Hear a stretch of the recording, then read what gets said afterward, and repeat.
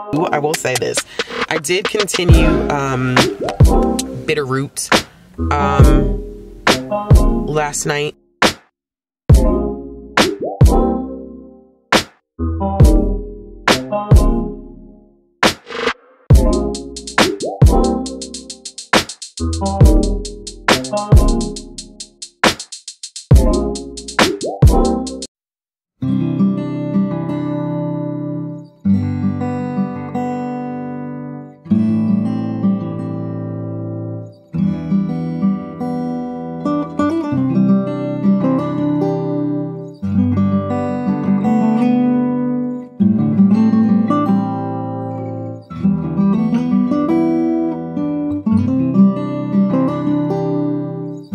Y'all, welcome to another comic book, graphic novel, and manga reading vlog. I haven't done a check-in for this. I am so sorry. I haven't really been reading much. I did continue, I will say this. I did continue Bitterroot last night during sprints for Black Halloween. So I did make progress with that. I'm about, how would I say? I'm about, I think I'm in volume 3, to be honest with you. I keep trying to figure this thing out because I'm reading the omnibus right now, but I'm pretty sure I'm in volume 3 of Bitterroot, which is, you know, I haven't read this in a while, and it's always surprising to me, like, how many new things you see. When you reread, you see just things in the art or things in the text that maybe you not necessarily didn't notice, but it wasn't, I don't want to say high priority either, because I don't feel like that's a good description for it. I feel like you notice things that maybe you hadn't noticed before when you were reading. And so I'm picking up on a couple of things that I didn't notice my first 2 reads through, which means that there's a lot to be gained from reading Bitterroot. Like, there's a lot to be gained. Thematically, of course, I think one of the most important things with Bitterroot is understanding this whole concept and idea of, how do you as a Black person respond to racism and discriminatory behavior that you have experienced? Like, how do we dictate, or how do we have these conversations about how people should emotionally and mentally and physically react to those things? Because you have people who are more, I don't want to say passive, because passive is not the right word, but I think you have people who are more about, like, you know, in terms of this family, they're more about, okay, we're just gonna eradicate this hatred. We're gonna get rid of these monsters, right? But then you have, you know, parts of the family that's definitely like more revolutionary in terms of, you know, an eye for an eye. Because I think revolution can exist in multiple formats. And so I don't want to say that those who were like, okay, you know, with the Jinyu, we're going to eradicate them and that's how we're dealing with it. We're not going to allow ourselves to feel this eye for an eye type of mentality. Doesn't mean that they were revolutionary, I think, in their own right. But then you have people who are like eye for an eye, tooth for tooth, revolutionary. And then you have those who are dealing with just the pain and suffering of it, and how that leaves such a lasting effect, which is why I always get frustrated when people are like, okay, you know, like slavery and stuff was so long ago, get over it. You just need to get over it. And it's like, but you can't tell people to get over something that has long-lasting and generational impact, that is trauma-filled. I know people say, oh, slavery was 200 years ago, but I have a father that lived during the height of Jim Crow. So it's kind of awkward, I think, sometimes when I have white counterparts to tell me, and even Black counterparts who are being pick-me's, to tell me to move past what has happened to Black people in this country. You really can't. It's not just slavery. You can't just say, oh, slavery was 200 years ago. You need to let it go and move forward. When you literally have a parent in your household that you grew up with that dealt with the height of racism and discrimination during Jim Crow, and you can't think that that would not have lasting psychological impact and that wouldn't be passed on as generational trauma. It always blows my mind when people try to simplify how much trauma was actually done to Black people in this country. And people always want to revert to slavery, but you have to understand what happened post-slavery as well. You have to think about Reconstruction era. You have to think about, you know, the Red Summer of 1919, you have to think about the height of Jim Crow. Like, you can't just choose slavery and think that that was it once slaves were free, that everything was Gucci, because to me that means you know nothing about your history, which is because Black history is everyone's history, and that kind of just blows my mind as well. So I think that Bitterroot does a good job at just looking at the lasting effects of racism, white supremacy, discriminatory behavior, all of the above. It looks at that, and it looks at the different ways that the Black community handles it, and honestly continues to handle it, because we all deal with it in our own ways, and there's still things that happen. I just had an experience at the airport, which is wild. You know, people are like, oh, it's 2023, racism doesn't exist, but in fact, my friend, it does. And so there's that, but I'm enjoying it as always. You know, all of these are 5-star reads for me, but I just thought for that prompt I would continue. I'm not really sure, y'all, in terms of comics and graphic novels, and I need to take my behind into work. In terms of comics and graphic novels, to be honest with you, I'm not really sure at this point what else. I don't know what I want to read. I've been working on Bitterroot so much that I'm not even sure, like, at this point, like, what's next for me. I do need to start working on my October reading plan, so I probably will pick something from that. I have an event that I'm going to tonight, so I probably won't get anything done tonight, but I'm hoping to get some reading done between, Saturday and Sunday. Hopefully, fingers crossed, we'll see what happens. I want to get a video up about Bitterroot tomorrow, which is Saturday, but I don't know. We'll see, because of the way that the timing is working with this event. I may have to film before I go, so hopefully maybe I can get that laid out, and we'll see what happens. But yeah, I will check in with y'all later. Yes, I will.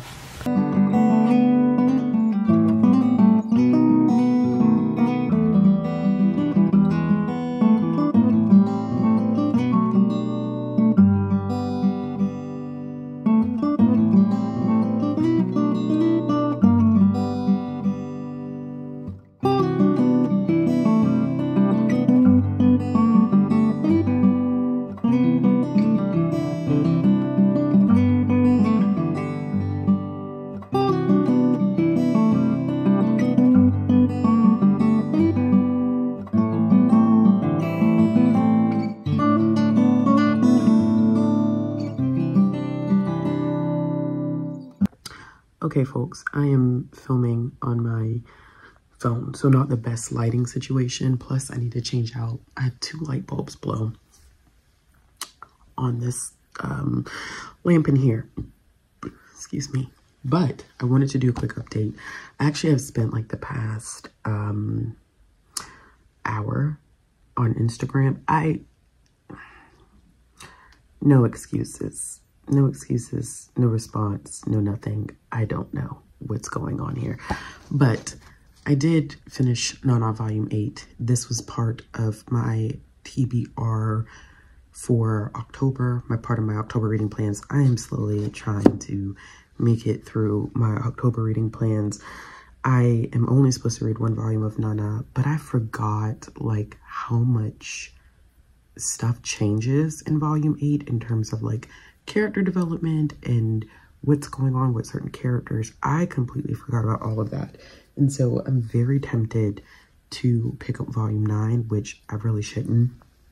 I really need to focus on making my way through my October reading plans. So I'm going to go back, because do I remember anything that I said I wanted to read? No. Oh, I do. Here we go. All right, so I'm supposed to read some One Piece, some Food Wars, Spy Family, and Apothecary Diaries. So I need to figure that out. I do have some graphic novels that I need to read and some comics. So I'm going to make a decision very quickly about what I'm going to read, and then I'm going to go from there. I'm actually really tired. My breathing is acting up again. Not completely, but it's still like a little tight. I don't know. I'm just so over this. Like, I don't know what happened, but I'm not enjoying it at all. I think I may treat myself. So I may do this. I may pick up like maybe Food Wars Volume 19. And if I finish that, then I could pick up Nana Volume 9. So that may be the plan for this evening. We'll see where it goes.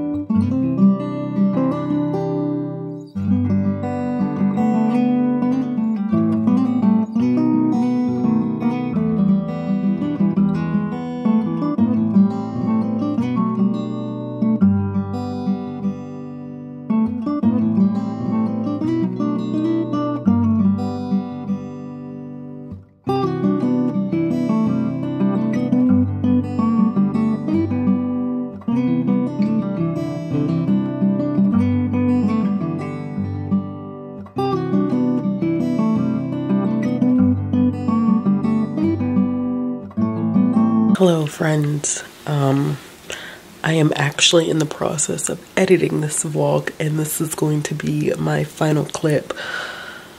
I made a little bit more progress in Bitterroot today. I'm so close to finishing, and I know it seems like it's taking me forever to actually finish it, and it's taking me forever to finish it because I am reading the Omni, and the Omni is like 500 pages long. So it is taking me a little bit of time, but I think that when I jump into next week's vlog, I will be completely and totally and utterly finished. I don't foresee this going past this week. I think I'm going to be done. And I think that in terms of like commentary, excuse me, I'm clearly exhausted. In terms of like commentary, I think I pretty much said a lot of what I was feeling at the beginning of this vlog. So I made progress in that. I did end up, what did I end up finishing? I did talk about Nana Volume 8 last night, which was a roller coaster. I woke up this morning and I was like, dang, you know, it genuinely has been a long time since I've read Nana Volume 8. And I just forget about the drama that Nana K gets herself involved in, and what the adjustment of the series is like once we shift over to Nana O's perspective. It's a heck of a ride. It is in fact a heck of a ride. So there's that. I am hoping that in this week coming up, I will dive a little bit into Volume 9. We'll see. I did finish something else off of my October TBR, so I'm doing okay. I'm not doing bad here. It's okay. I'm doing all right. I ended up, excuse me, clearly I'm tired. Oh gosh, I'm exhausted here. So yeah, I did end up finishing Nana Volume 8 was on my TBR, and then last night I randomly decided, because I was like, oh, you know, I need to read something else off of my TBR before I read Nana Volume 9, because I wanted to treat myself. But I'm like, ma'am, you cannot treat yourself if you don't even do what you were supposed to do in terms of your responsibilities first. And my responsibilities clearly is finishing finishing whatever's on my October TBR, because I'm so tired of everything rolling over into the months after, and it's just too much. So I decided to pick up another volume of One Piece. I read Volume 6 last night. I'm so far behind where I anticipated being at this point in the year. We are halfway through October, which means the end of the year is going to be here in the blink of an eye, and I definitely thought that I was going to be in a different position with One Piece, but I am currently not in a different position with One Piece, which is perfectly fine. It is what it is. But I did read Volume 6 last night. And wow.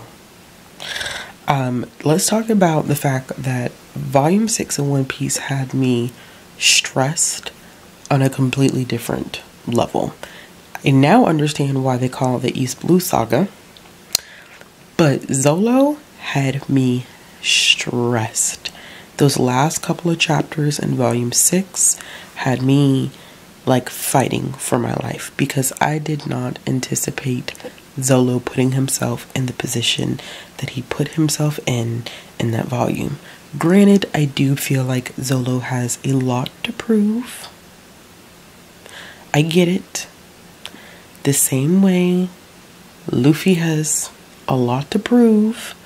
But the stress that my heart was under, because I was thinking like, there's no way that this is what is going to happen. Like, this is not, no, this is not what's happening. This is, no. What I'm thinking is not going to be the thing that is going to happen. So that definitely had me a little stressed. Just a little stressed. Just a tad bit stressed. Not even a tad bit stressed. That, oh my gosh, I can't even, I don't even think I have the words to describe to y'all how I was feeling during that scene. But needless to say, I did finish it. I gave it 4 stars. I did not get the opportunity to start anything else today, because today was a whirlwind of an adventure. Y'all, I thought 2 and 3 was hard with my toddler. But 4 is like a beast of its own, and I'm struggling. I'm here to say, as a mama, I am struggling horribly.